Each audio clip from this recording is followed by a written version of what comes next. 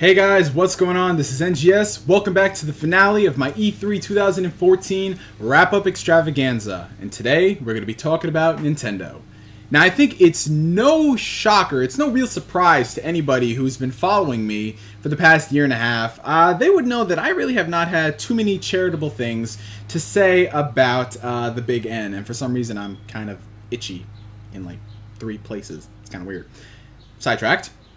I really have not had too many good things to say about good old Nintendo, if you catch my drift. And those were mainly pertaining to their attitude, their mindset, and their decisions regarding to their new home console, the Wii U. I honestly, if I wanted to sum up a lot of the tweets that I've made, I feel that they have really squandered their opportunities to come out strong with a bang and prove everybody wrong with the mistakes that they've made with the last generation of hardware. I thought that with all the talk that they've said that they understand what they did wrong, they understand the industry now, they understand what the core gamer wants, I thought that, hey, maybe this is really a new Nintendo. Maybe this is Nintendo that will revive third-party support. Maybe this is a new age for the Big N. But I guess the saying is true, actions really do speak louder than words.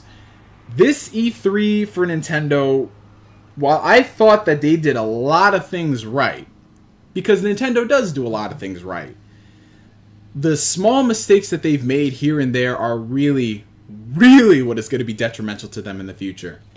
So I'm going to split this up into 2 parts. The first part of this video, we're going to be talking about Nintendo's experience as a whole on the show floor of E3.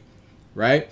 So the first thing that I want to say about Nintendo and their entire presence at E3, I thought it was fantastic. I thought if you were a person who was going to E3, actually a person who was watching the coverage of the games that were announced on E3 on Nintendo's system, that there was a lot to get excited about. Simply because they had so much coverage on the show floor. The Smash tournament they did was hella hype. Like, oh my freaking god, that was a great use of a freaking afternoon. I thought that stuff was fantastic because they understand that, you know, a lot of gamers, when they see the stuff in the press conferences, it's only a small glimpse of it. They want to see more. And while this is what they did with the Nintendo Treehouse streaming, it's nothing that IGN or Game Trailers or even Sony and Microsoft to some degree haven't done already. The fact that it was a continuous first-party console manufacturer stream of the games coming out, I thought that was awesome. You know, learning a lot about these new games that we saw in the direct stream. Even if one game that rhymed with freaking Katoon had a bit too much time, regardless of that, I think they did a good job on the whole presence factor. Like, yeah, you know Nintendo is here. That was fantastic. However, their direct conference is where I have a lot more criticism for it. Their direct confirmed all of my fears and suspicions that they seriously are 2 steps forward, 1 step back, and the 1 step that they take is really detrimental to them. So let me talk about some of the good things that they had at their conference. First off, I want to start with Bayonetta 2. This is the one thing I thought was awesome. Bayonetta 2 is coming out on the Wii U this fall. We finally got a confirmed release date. And for those who are purchasing Bayonetta 2 on the Wii U, the original Bayonetta, which came out a couple years back on PS3 and 360, is going to be bundled in. And they're going back and they're doing a bit of improvements on it. So hopefully it will be the definitive version. Hopefully the Wii U gets a definitive version. I mean, it's only been 2 years. I think that is fantastic. I think that that's something that a lot of people had kind of complained about. You know, the fact that the first Bayonetta was not on the Wii and now they're releasing the sequel. So how are the people who only owned a Wii or didn't play the first Bayonetta, because let's be honest, it didn't sell too many units, and they want to buy the sequel, how are they going to get into it? They're doing this. I think that's great. I think they didn't need to do that in the first place, but the fact that they're doing it, they get a lot of credit in my book. And it's coming free for those who purchase it with Bayonetta 2. For those who don't purchase Bayonetta 2, it's going to be available on the eShop as well for, I think, 20 bucks. That's not too bad. And it does come with Nintendo costumes for Bayonetta, which, honestly, I think they look stupid as all hell. But the fact that they're not just costumes, they have special abilities attached to them. Like, for example, if you're playing in the Peach outfit, you're going to be able to use and summon Bowser's body parts to kick the crap out of certain enemies. If you're playing in the Link outfit, you're going to be able to use the Master Sword. I think that's cool. I still think it doesn't fit the tone of Bayonetta, but then again, this is a game about a chick who uses her hair to beat the crap out of enemies, so it's like, whatever. I think that's awesome. Now, while that was a really good thing, everything else that they had at their conference was just kind of disappointing. The whole robot chicken thing, the whole Reggie versus Iwata thing, I really wasn't feeling. It was funny at first, but then I think a lot of people missed the mark on why we love the whole Reggie Iwata stuff. The reason why we love the things that they said, like my body is ready, my body is Reggie, is because it was so unexpected. It wasn't planned whatsoever. They didn't do that. So when you see them planning something like this, it's like they're just throwing a bone at people. Again, if you're a fan of that sort of stuff, that's great. But I honestly think the fact that it was not planned at all, that is what made me love Reggie when he freaking did the whole "my body is ready" with the Wii balance board. But regardless of that, that stuff should not be something that automatically gets Nintendo to win E3, because like I said, that's just a presentation factor. You know, there's nothing really going into that outside of the fact that, hey, it's somewhat entertaining. It's not just some dude in a suit talking about numbers, you know? Now, some of the other stuff they showed at their conference. A new IP, Splatoon. Cool. A new IP that has online, even better. Like, this is so not Nintendo right here. And from what I'm hearing, Splatoon is apparently developed by some of the newer developers at Nintendo. So kind of the new guard, or the old guard, is kind of coming down and allowing the new people to have a hand at some of the stuff. I mean, it looks like it's going to be fun, but I really wouldn't see myself spending more than $15 on a game that I only play like maybe 2-3 hours every couple of months. You know what I'm saying? It looks good. I'm glad they have a new IP and it has online. They're focusing. But at the same time, why do we have to wait so long for them to do things that the industry's been doing for years? You know, online multiplayer downloadable titles. Why do we have to wait for that stuff for Nintendo? It's like we have to pat them on the head and saying, oh, good job, Nintendo, you're finally learning. It's like something that they should be getting, like boom, boom, boom, boom, boom. If they really understood what the problems was in the industry with them, they would have had some of this stuff out years ago. But regardless of that, okay, cool, they got a new IP that has online. Great. I still think that they got to change the name because, oh, the internet works fast with the word Splatoon. Goddamn. So outside of that, we got a couple of new information on some games, such as Yoshi's Woolly World, and the new Kirby game, I believe, is coming out for Wii U. And then we have this Toad game, Treasure Toad, Captain Toad's Treasure Adventure, whatever. I'm not a big fan of that Toad thing, because all they really did was just take what they did in the last Mario game, 3D World, and then make a game out of it. I mean, it's cool if it's a downloadable title, but I don't see myself spending $60 on that. But regardless of that, moving on, they announced the brand new Zelda game, which is something that I kind of am disappointed in. I love the art style. I'm like one of the few people who actually digs the cel shaded, who digs the freaking Skyward Sword art style. I love that. I really do. I think it looks great. A lot of people don't, but I guess I'm in the minority in this case. But really, this game was supposed to be shown off last year, and all they could bring to this one was a 10-second in-engine footage. Like, really, that's it? So they're going to talk about some of the things that they plan to do in the game, but they're not going to show us any of it? I mean, I'm just saying, how long has this game been in development for then? If they said they were almost ready to show it last year, what were they ready to show last year?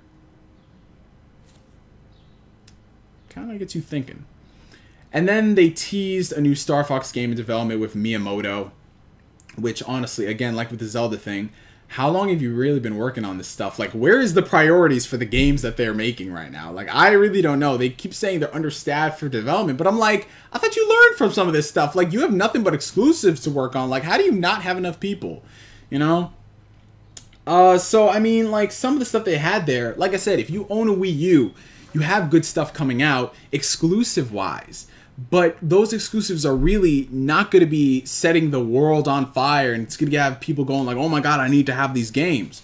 The only games that really are going to do that are Smash Brothers and the new Zelda game. Everything else that they got coming out, first and foremost, is not 2014, but 2015.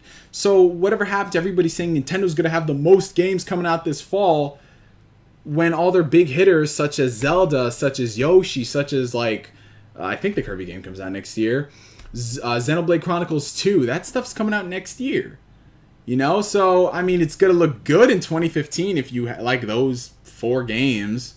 But really, what happened to the stuff that they said they were going to do? Third party is more or less dead. That's not coming back anytime soon. And I know a lot of people say, oh, the third party screwed Nintendo, which to some extent they did, like the BS with Ubisoft. But Nintendo did not exactly make it enticing and appealing for third parties to come over. They didn't do what Sony did with the PlayStation 4 and say, hey, what do you want to see? And this is not money hatting whatsoever. This is just the fact that they have an arrogant mindset towards games that they didn't create. But they also want to say that, oh, we love third parties. And I'm not going to get into this because Black Bond did a really good video. Oh, in before Black Bond is a troll. What he's saying in the video is exactly what Nintendo said. These are the words from Iwata. These are the words from Reggie. These are the words from the former Nintendo CEOs and higher-ups. You can't deny the fact that they themselves had a huge part in crippling their third-party support from the N64 days and on. So that's disappointing. We're not getting the big games like Batman. We're not getting the big games like The Division, like Crew. We're not getting those big games. It's kind of disappointing. And I don't know if increasing the install base is really going to drive third parties over, because the Wii had a huge install base, but even in the Wii's later years, like, we did not see too much great third party support. And when I mean good third party support, I'm not talking like shovelware. I'm not talking about freaking Barney games and any game that comes out that's a movie tie-in. I'm talking legitimate third-party support. And that's depressing. You know, I wanted Nintendo to do that, but it seems that they're regulating themselves to become the side chick of gaming. Because it looks like if you own an Xbox, a PlayStation, or a PC and you want to get something that's different, you got to go for the Wii U. But the Wii U, if you own it, like, there's so much more that you're getting out of the competition with the PC, Xbox, and PlayStation that you're just never going to get for the Wii U. You're only going to be getting the Nintendo products. And maybe some offshoots here and there. And that's what kind of kills it for me. I'm just like, Nintendo, I'll say this, I said this time before.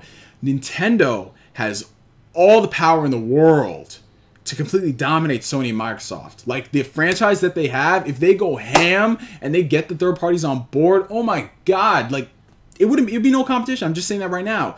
But whoever they got up there running the company right now, this old guard, just stubborn, they don't know what they're doing, they want to take baby steps towards here, like, it's ridiculous. People like to say that Nintendo can survive on their on their exclusives. That's like, it's a double-edged sword, because while they have some of the best franchises in the world, they're not really utilizing them. And then when we do, it's so few and far between. Like, their third-party support, there's a reason why the sales keep going down and down for Nintendo systems. The Wii only sold because it had a motion control gimmick with the grandmas and the soccer moms and all that stuff. But if you look at like the legitimate third-party support, it went down pretty quick. So overall, Nintendo at E3, their presence there was fantastic. I think that was grade A. Like, the stuff they did, awesome stuff, dude. But, like, again, they're not really going out of their way to say, hey, guys, you should buy a Wii U now. I mean, everyone likes to say, but Smash Brothers. Smash Brothers is going to sell regardless because it's freaking Smash Brothers. Like, people who don't even like freaking Nintendo, they props up Smash Brothers because it's a great series. The game looks good. But there's no other games that are really going to attract people over. Hyrule Warriors, that Dynasty Warriors mod, is not going to push units. It isn't. I'm sorry. But if you freaking piss on Call of Duty every year for being the same thing, get hype Hyrule Warriors, I'm just saying. It's the exact same game with a Zelda skin on it. That's all it is. And I know you're going to say, but no, it's not really the same thing, because look, it is, alright? It seriously is. Like, all of this stuff, it's just kind of disappointing that Nintendo is not, I mean, like, a company that has so much power and relevance, you know, and they're not utilizing it. It's just kind of depressing that they're digging themselves a deeper hole. If you own a Wii U, you've got some stuff to play. If you don't own a Wii U, you're probably going to buy the Wii U just for, like, Smash Brothers or something. It just, I don't know. I really don't know if Nintendo, I seriously don't. And the fact that there are only, like, 4 or 5 games coming out this year for the Wii U, and by that I mean there's only 4 or 5 games that literally people are going to want, right? There's no third-party support. Those are the only games you're going to play this fall. There's nothing else. Like, oh yeah, I'm going to get, like, Smash Bros. I'm also going to pick up, like, Dragon Age on the Wii U. There's, like, nothing, man. Oh well, we'll see what they do in the future. Honestly, I don't know. I really don't. But I want to thank you guys for watching this video. I'm GS signing out, and I will catch you guys later. Peace.